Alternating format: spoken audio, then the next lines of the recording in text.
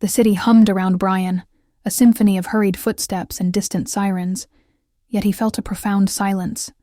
He sat alone at a small table in the Daily Grind Cafe, a half-empty cup of coffee growing cold beside him.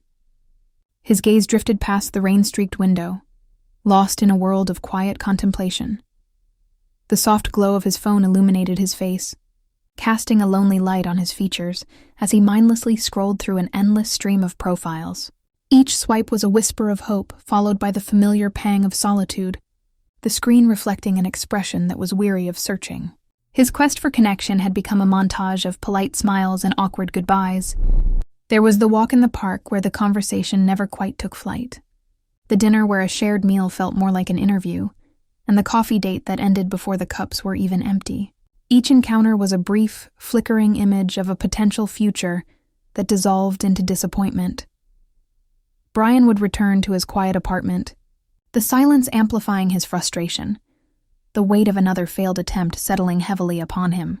He was tired of the performance, tired of the search, and beginning to wonder if love was just a story other people got to tell.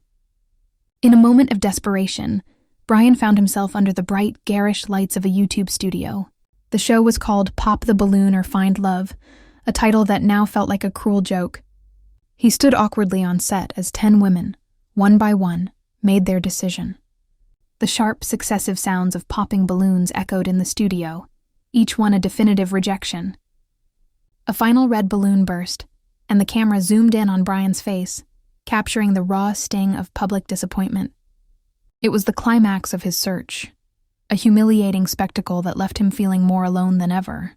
Defeated, Brian left the studio and drove aimlessly as the rain began to fall in heavy sheets. He saw a woman huddled under a small awning, her work clothes soaked, trying to shield herself from the downpour. An instinct he couldn't explain urged him to pull over. He offered her a ride, a simple act of kindness.